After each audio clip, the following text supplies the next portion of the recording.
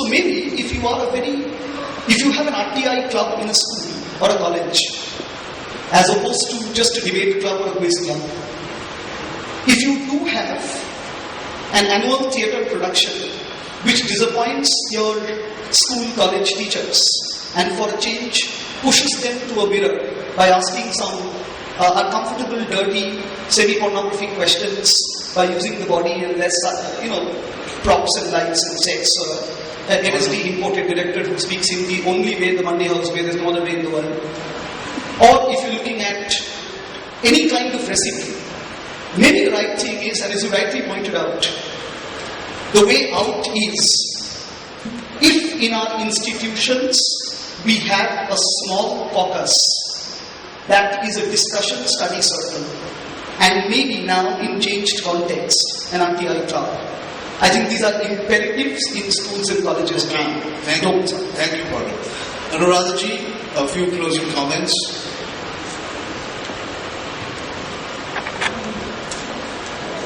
Somebody had asked, what can the civil society do or what can we do about it? I think there's a lot that we can do. There are choices that some of us make.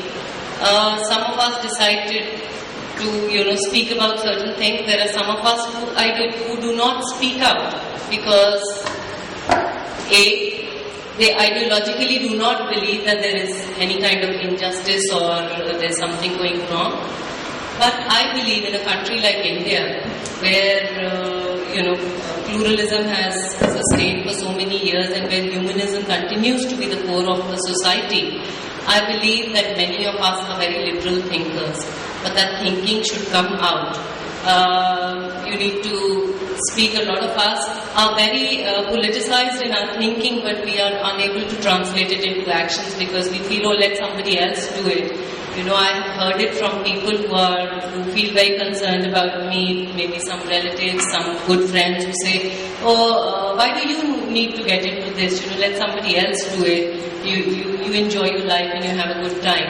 But I think that is an attitude that needs to be shunned. At least even if a percentage of us comes out and speaks out, it would make a difference. Thank you. Anandji, your closing remarks.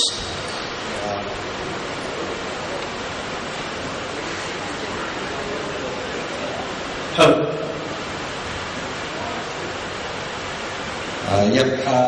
These are not closing remarks, but this is something I forgot to say.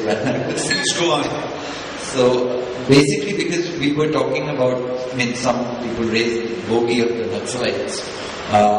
I just want to say that the state of India is in the active process of creating Naxalites. So there's no point trying wars about why they exist. And whether it is through Operation Green Hunt, I'm sure that more people are being pushed into that way of response. Or I have witnessed in Maharashtra, for instance, only 7 or 8 months ago, a Dalit activist whom I've known personally for more than 20 years, Sudhir Dhawale, got picked up and he's languishing in jail for the last 7-8 months on sedition charges. He's a Dalit activist who used to bring out a magazine called Vidrohi, which spoke up for Dalit rights.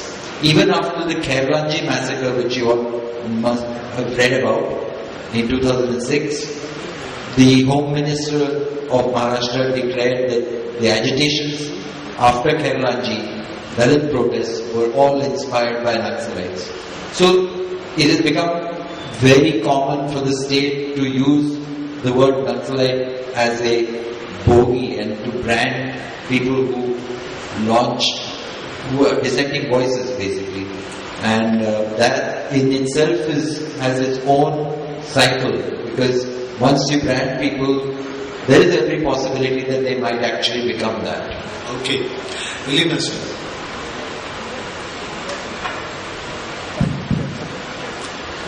Well, I just want to add, again, something that I maybe should have said earlier.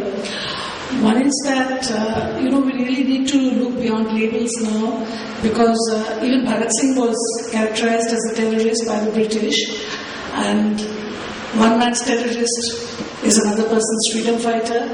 So these definitions are all used by people in power by the powerful in different ways. So we really need to look beyond definitions. In Hindi, we have this saying that "Jo jeeta wo sikandar," person who has the power dictates. So we need to go beyond this. We need to really examine ground realities. And there was somebody in the audience who was just now asking that, what can young people do?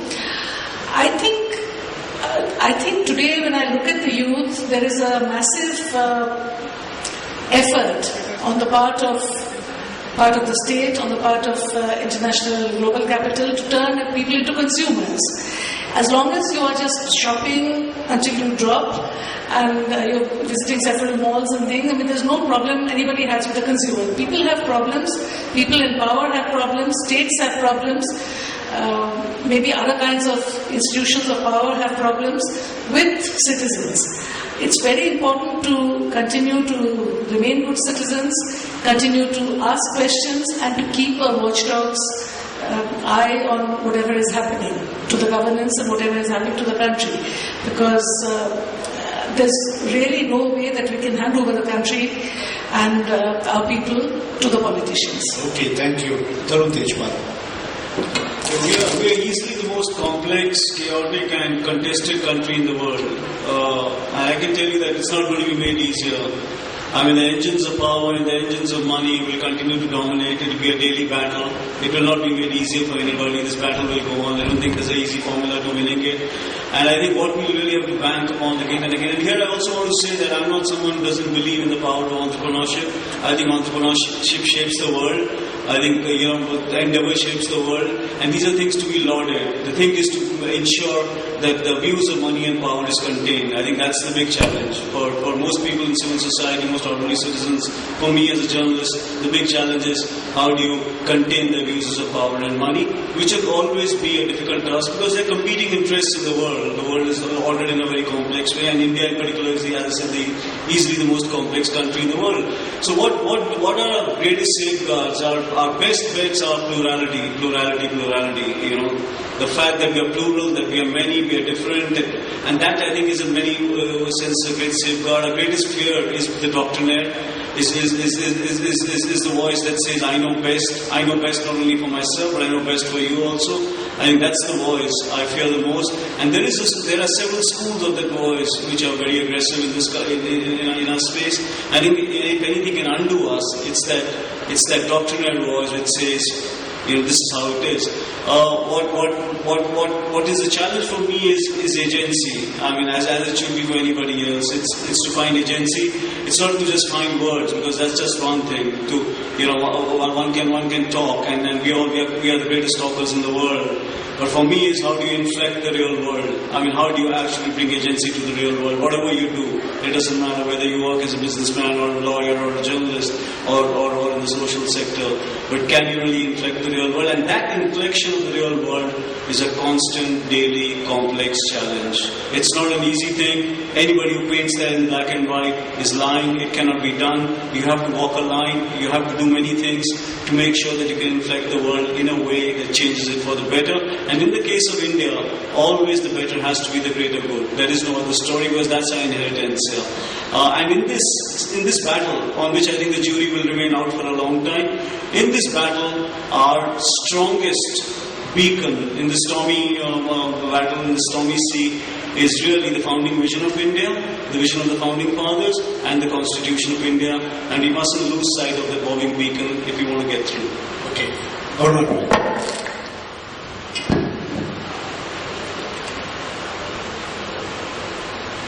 I'm going to touch upon the question, but I'm not going to answer it, because that again, as you said, needs a seminar. Whether we talk about reservation. So today, let's just say that when there has been a historical suppression of more than 2,500, 5,000 years on communities who are not allowed to learn, to read, to write, to acquire books, to look at and develop knowledge, there is a huge handicap which needs somehow to be covered. But I'll just end with one thing, and that is, all of us have talked about dissent, but all of us need to remind ourselves also to listen to dissent. It's very difficult, I know, but it is necessary and it's important to listen to dissent. As I grow older, the people I admire are the people who take criticism very well, who listen to things against them with equanimity and coolly and answer. And I think I'm still developing that skill, but at least I believe in it. I think what you should do is to remember Voltaire's famous quotation. He said, I'm just summarizing it, I can't quote it verbatim because I don't remember, but he said that I disagree with you violently, but that I'll fight till my death for your right to speak or to say what you want to say. So these two things exist together. Strong opinions or misplaced opinions, good opinions, knowledge derived from a great deal of experience, pitted against other opinions. I think we should absolutely learn to listen to each other. And that's terribly important to contain dissent. If the state has to listen to us, we have to listen to each other. And I've heard a lot of stereotyped responses. Please, you also think out of the box. It's not necessarily for people who are older to think out of the box. You can't buy prepared arguments. You must question those arguments as well. I'm very glad you raised those questions. It's unfortunate that some of those questions couldn't be answered at length here. But you must also question yourself about the opinions you have. And then question us about the opinions we have. Thank you, Arunaji. I think that was one of Gandhiji's famous quotations, the one from Voltaire that you referred to. No, it was one of Gandhiji's favorite quotations that he kept referring to. Dr. Vinayak Sen, please.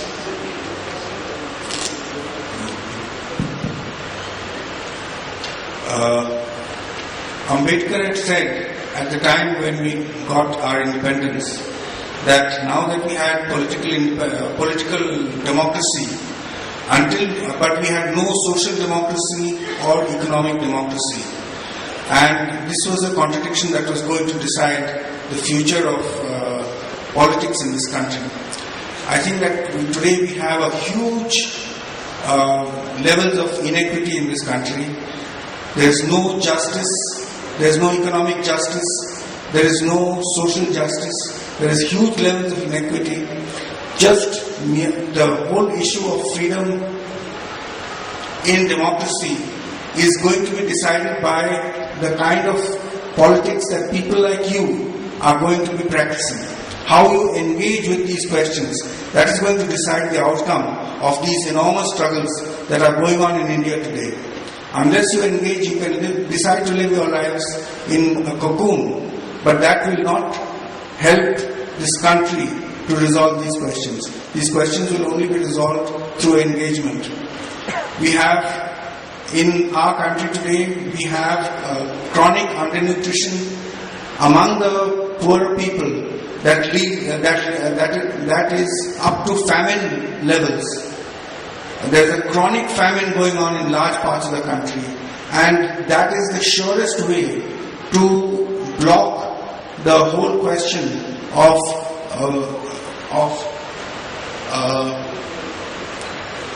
arrested voices.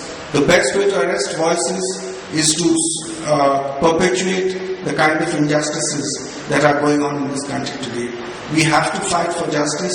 Unless we fight for justice, there is no future in the way forward. Thank you very much. Thank you so much, Dr. Vinayak Sen. Let's give all our panelists and Dr. Sen in particular a big hand. I am particularly grateful to Dr. Sen. He was the only speaker who actually didn't take up the time that was given to him. Everybody else didn't. As the moderator, I just want to tell that young lady there who was talking about the media. 20 years ago, we had one broadcaster, Doordarshan. Today, we have over 600, close to 800 of them. There are 60,000 registered publications with the Registrar of Newspapers of India. My little plug, read Kindle. Okay? Thank you once again.